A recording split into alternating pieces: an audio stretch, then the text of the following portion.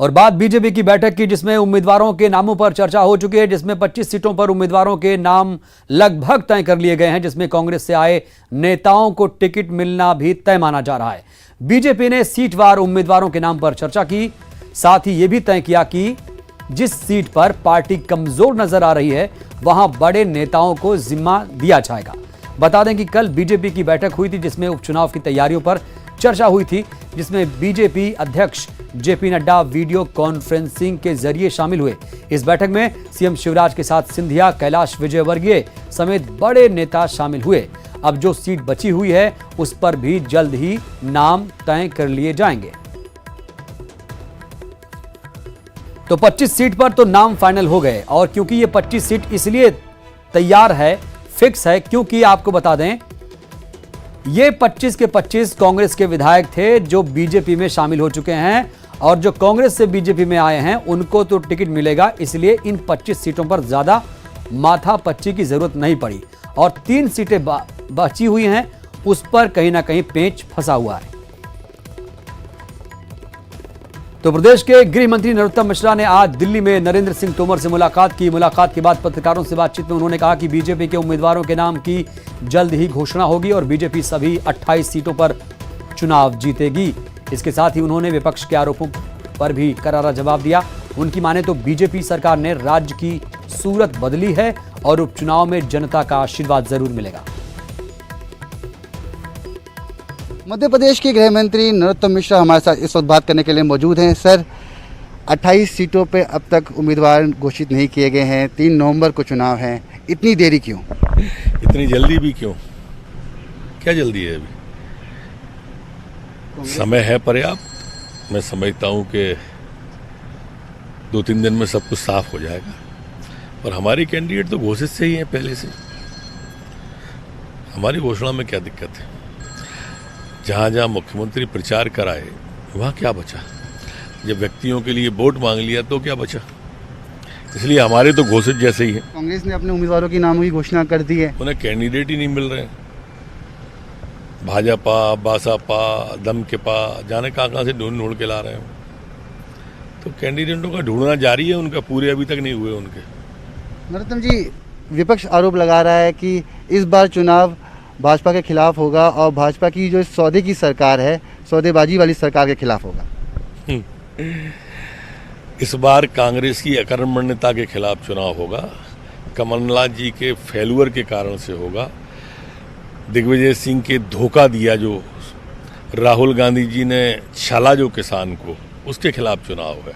2 लाख रुपए का कर्जा 10 दिन में माफ कर देंगे, नहीं तो मुख्यमंत्री बदल देंगे, ये उसके खिलाफ चुनाव है। नौजवान को 4,000 रुपये महीने घर बैठे भत्ता देंगे, 15 महीने में 60,000 रुपये महीना नौजवान को नहीं दिया, ये उसके खिलाफ चुनाव है। बेटियों को स्कूटी देंगे और नहीं दी, संविदा शिक्षकों को परमानेंट कर देंगे, ये उसके खिलाफ है।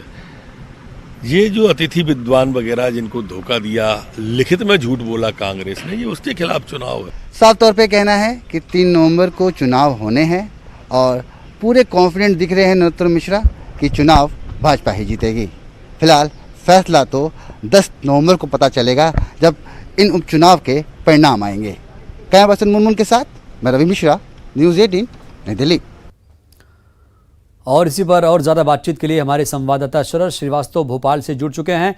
शरद, 25 सीटों पर तो नाम फाइनल करना बहुत आसान था, क्योंकि ये 25 वही हैं जो कांग्रेस से बीजेपी में गए हैं। इनको टिकट मिलना था, उम्मीदवार बनाया जाना था, इसलिए इन पर तो आसान था। अब जो 3 सीटें बची हैं, क्या उस पर ज्यादा मंथन करने की आवश्यकता है?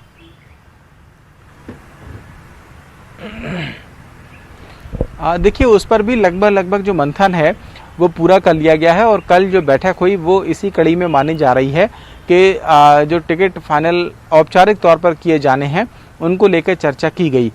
जैसा कि आपने कहा भी कि 25 वो नाम हैं दरअसल जो कांग्रेस से बीजेपी में शामिल हुए हैं और उनका चुनाव लड़ना लगभग तय है। तो एक तरफ तो वो 25 हो गए, बाकी की 3 सीटें आगरमालवा, जौरा और ब्यावरा, ये ऐसी हैं जहां पर विधायकों के निधन हुए और उन विधायकों के निधन की वजह से सीट खाली हुई। ऐसे में बीजेपी के पास में या बीजेपी के सामने ऐसी कोई मजबूरी नहीं है कि वहां पर कांग्रेस के ही प्रत्याशी जो आए हैं कांग्रेस से उनको टिकट दिया जाए। यही वजह है कि वहां पर नए चेहरे देखे जा रहे हैं। और जहां तक बात आगर मालवा की है तो मनोहर ऊंटवाल के निधन की वजह से वो सीट खाली हुई थी और उनके जो बेटे हैं बंटी ऊंटवाल उनका ही नाम सबसे आगे वहां पर चल रहा है।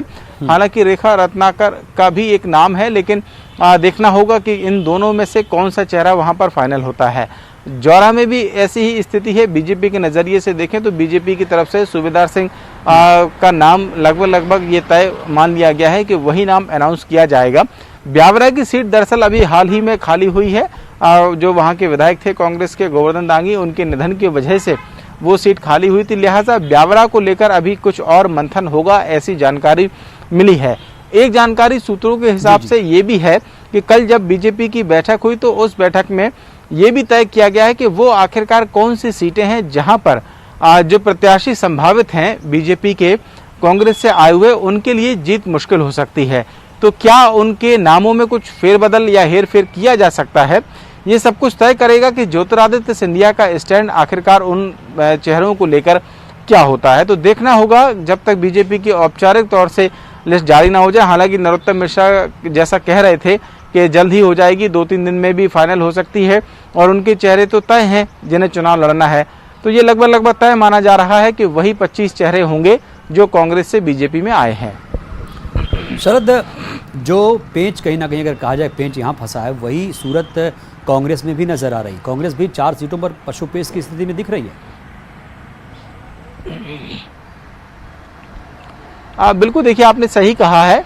और इस पशुपेश की वजह ये है कि वहाँ पर जो नाम चल रहे हैं संभावित, उनको लेकर कहीं ना कहीं कश्मकश कांग्रेस के अंदर भी है। मसलन अगर हम बात करें भिंड जिले की जो मेहगांव सीट है, वहाँ पर अभी अनाउंसमेंट नहीं हो पाया है और उसके पीछे की वजह ये मानी जा रही है कि चौधरी राकेश सिंह ने जो पहले पाला बदला था, फिर वो दोबारा से कांग्रेस में लौट आए, अब वो वहाँ से टिकट की दावेदारी कर रहे हैं। एक नाम उनका चल रहा है।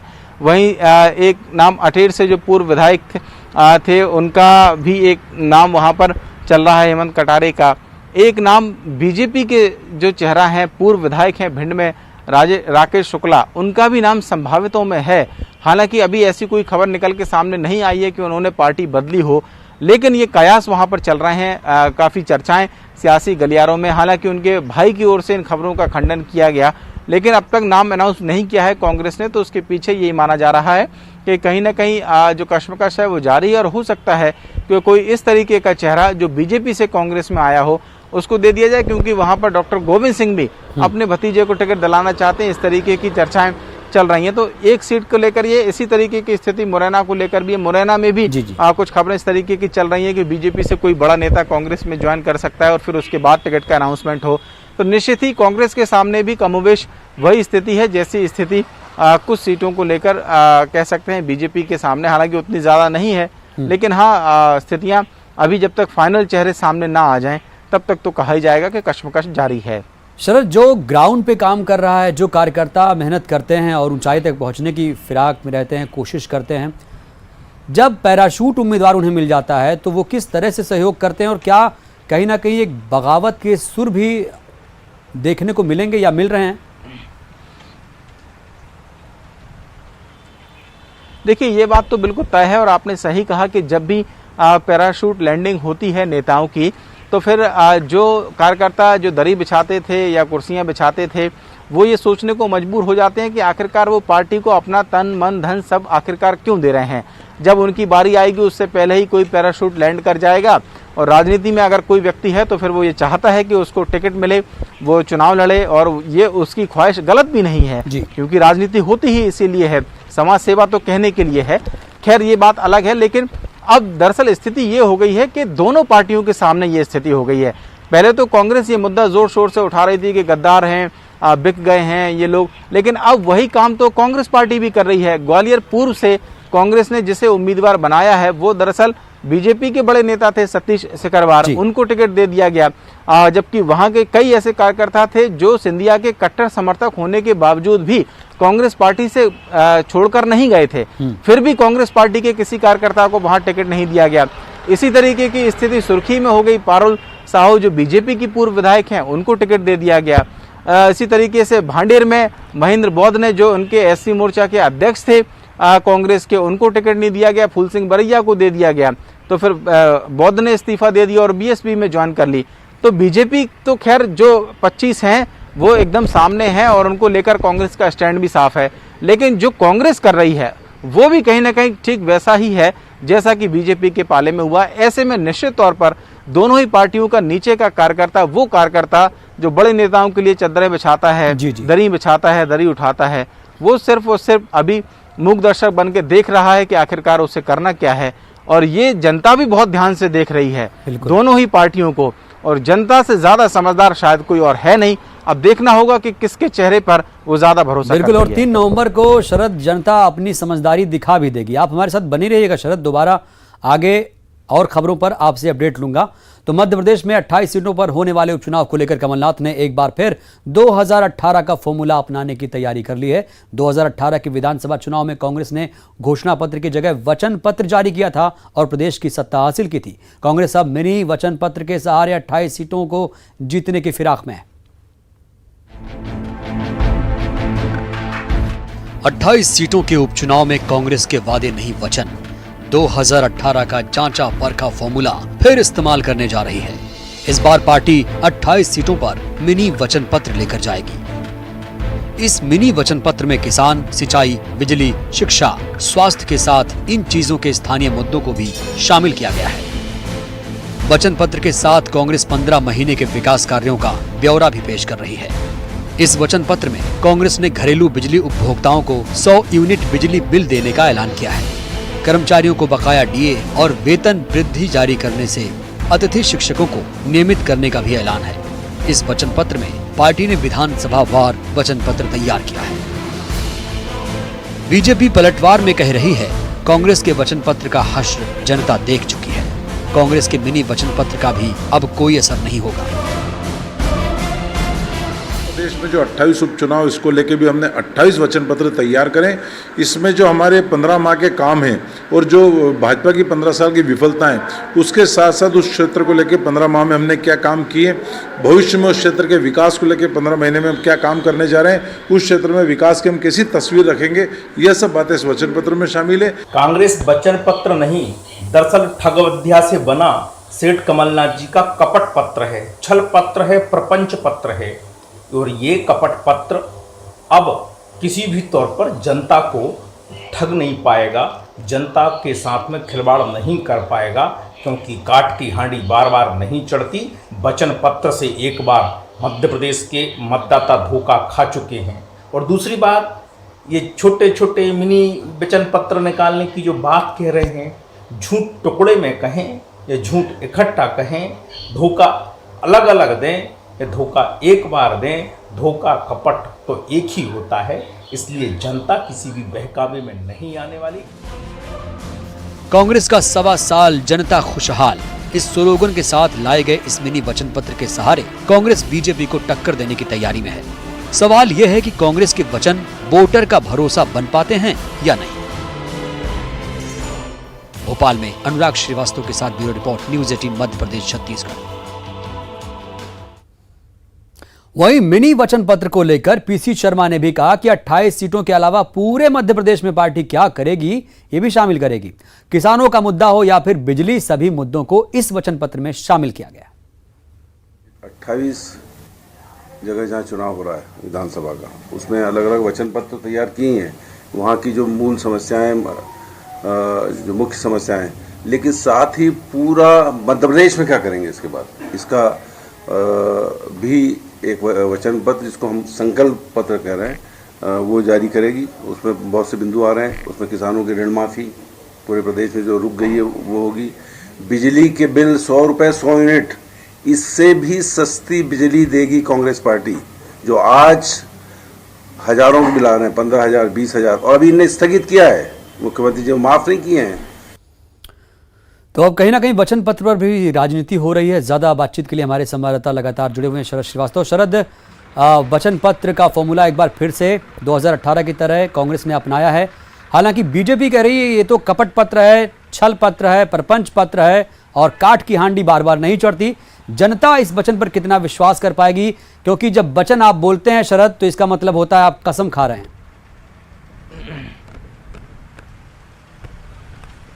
देखिए, बिल्कुल आपने सही कहा है और बीजेपी स्वाभाविक तौर पर विपक्ष की नज़र से बोल रही है और कुछ ऐसा ही जब बीजेपी का वचन पत्र या घोषणा पत्र आएगा तो फिर कांग्रेस पार्टी के बयान सामने आएंगे।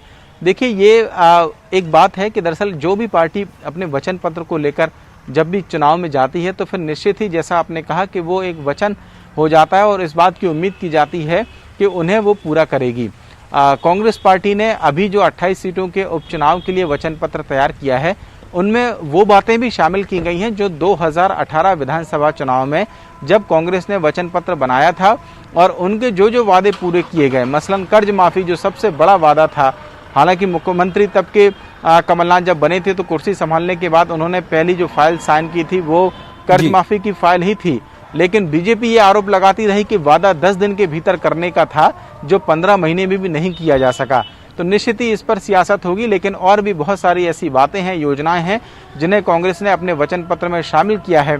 बीजेपी स्वाभाविक तौर पर इनका विरोध करेगी, लेकिन देखना यह भी होगा कि आखिरकार बीजेपी अपने वचन पत्र को जब लेकर आएगी तो उनमें से वो कौन कौन सी बातें होंगी जो बीजेपी जनता के सामने रखेगी। और जनता बेहद समझदार है, जैसा कि मैंने कहा, वो दोनों का तुलनात्मक अध्ययन भी करेगी। अभी बहुत ज़्यादा वक्त हुआ नहीं है, जब 2018 के विधानसभा चुनाव थे, जब दोनों पार्टियों ने वादे किए थे, तो वो भी जनता के ज़हन में है और इन 28 सीटों का विधानसभा उपचुनाव जो होने जा रहा है उसके वचन भी जनता के ज़हन में है। देखना होगा कि वो किसके वचन पर अपनी मोहर लगाती है। शरद, लेकिन कांग्रेस की तरफ से अगर इस वचन पत्र को देखा जाए तो काफ़ी मेहनत की गई होगी और इसमें खास तौर से जो स्थानीय मुद्दे हैं उसको तरजीह दी गई। बिल्कुल, देखिए, कोशिश यही की गई है और इसके पीछे की दरअसल वजह भी है कि ये चुनाव पूरे प्रदेश की सीटों का चुनाव नहीं है। भोपाल में जो समस्या हो सकती है वो संभवतः ग्वालियर में नहीं होगी, जो ग्वालियर में हो सकती है वो मुरैना में नहीं होगी या अनूपपुर में नहीं होगी या सुर्खी में नहीं होगी। तो यही वजह है कि विधानसभा बार तैयार किया गया है। 51 बिंदुओं पर ये बनाया गया है जो वचन पत्र है वो। लेकिन हाँ, एक बात ज़रूर है कि भले ही ये 28 सीटों का हो, लेकिन 28 सीटों का यही वचन पत्र तय करेगा कि आने वाले दिनों में मध्य प्रदेश में सरकार किसकी चलेगी। बिल्कुल, तो यही तय करेगा कि आने वाले दिनों में मध्य प्रदेश में सरकार किसकी बनेगी। और ये 28 सीटों पर जो उपचुनाव होने जा रहा है, ये तस्वीर बिल्कुल साफ कर देंगे 10 नवंबर को कि मध्य प्रदेश में अगला मुख्यमंत्री किस पार्टी का होगा। बहुत बहुत शुक्रिया आपका शरद। वक्त एक छोटे से ब्रेक का। ब्रेक के बाद हाजिर हूं। उपचुनाव को लेकर अब एमपी में सियासी सरगर्मी तेज होने लगी है। कांग्रेस के प्रदेश प्रभारी मुकुल वासनिक कल भोपाल दौरे पर आएंगे, जहां वो उपचुनाव को लेकर नेताओं के साथ बैठक करेंगे, जिसमें बाकी बचे 4 सीटों के लिए उम्मीदवारों के नामों पर चर्चा की जाएगी।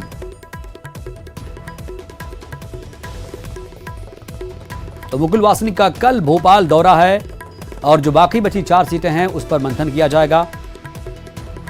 मुकुल वासनिक इसमें खास भूमिका निभा रहे हैं और कमलनाथ भी जब दिल्ली गए थे तो जो सीटें थी, जब इससे पहले 9 उम्मीदवारों का ऐलान किया गया था, तो मुकुल वासनिक ही थे जिनसे लगातार चर्चा हो रही थी। उपचुनाव से पहले आरोप प्रत्यारोप का दौर जारी है। कमलनाथ का सरकार पर जबरदस्त तरीके से हमला। जी हां, किसानों की आत्महत्या को लेकर कमलनाथ ने सवाल खड़े किए।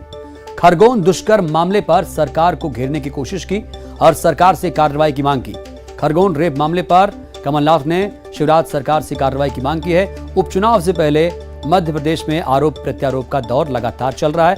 ट्विटर के जरिए उन्होंने सवाल खड़े किए। कमलनाथ ने शिवराज सरकार पर निशाना साधा।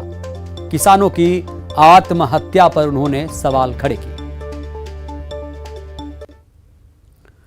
और सरकार पर कमलनाथ ने एक और वार किया। उन्होंने कहा कि शिक्षक भर्ती प्रक्रिया रोकने पर भी उन्होंने सवाल खड़े किए। सरकार से भर्ती शुरू करने की मांग की। चयनित शिक्षकों की नियुक्ति की मांग की जा रही है। चयनित शिक्षकों की नियुक्ति की लगातार मांग हो रही है। कोरोना संकट का हवाला हालांकि दिया जा रहा है, तो सरकार पर लगातार एक के बाद एक कमलनाथ वार कर रहे हैं और अब उन्होंने अतिथि विद्वानों का भी मुद्दा उठा दिया है। शिक्षक भर्ती प्रक्रिया रोकने पर भी सवाल खड़े किए। सरकार से भर्ती शुरू करने की मांग की। चयनित शिक्षकों की नियुक्ति की मांग की है।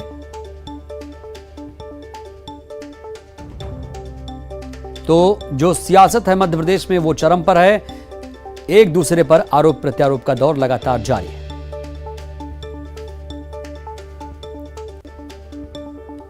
और अब बात छत्तीसगढ़ की। मरवाही विधानसभा चुनाव का ऐलान होते ही सूबे की तीनों राजनीतिक पार्टियों के बीच द्वंद्व शुरू हो गया है।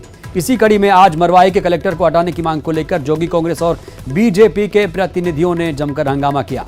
राजनीतिक दलों की बैठक में दोनों पार्टियों ने कलेक्टर पर कांग्रेस के जिला अध्यक्ष की तरह काम करने का आरोप लगा दिया और किसी दूसरे कलेक्टर के नेतृत्व में विधानसभा उपचुनाव करने की मांग की। विपक्षी दलों का आरोप है कि पिछले दिनों मरवाही में 2 ट्रक साड़ियां पकड़ी गई थी। जोगी कांग्रेस और बीजेपी का आरोप है कि शिकायत करने के बावजूद जिला प्रशासन ने इस पूरे मामले में कोई कार्रवाई नहीं की। सरकार ने चुनकर एक ऐसे व्यक्ति को जिला निर्वाचन अधिकारी बनाया है जो विगत कई महीनों से वहां रहकर जिलाधीश कम और जिला कांग्रेस कमेटी के अध्यक्ष के रूप में ज्यादा काम कर रहा है। जब हमने ये आपत्ति करी तो कांग्रेस पार्टी के लोग कूद गए उनको बचाने के लिए। 90,000 साड़ियां पकड़ाई में आई, किसी के घर से पकड़ी, किसी के राजनीतिक दल के कार्यालय से पकड़ी। लेकिन जब जब्तीनामा बनाया गया तो अज्ञात व्यक्तियों के खिलाफ आचार संहिता लागू हो गई है। लेकिन जो हमारे तथाकथित जिलाधीश महोदय हैं, जिला कांग्रेस कमेटी अध्यक्ष के रूप में घूम रहे हैं मंत्री के साथ लोकार्पण करते हुए। तो अमित जोगी इस पूरे मुद्दे को जोर शोर से उठा रहे हैं। कह रहे हैं कि जो कलेक्टर हैं वो जिलाधीश कम और कांग्रेस जिला अध्यक्ष ज्यादा लग रहे हैं। फिलहाल बुलेटिन में इतना ही। दीजिए इजाजत। खबरों का सिलसिला लगातार जारी है।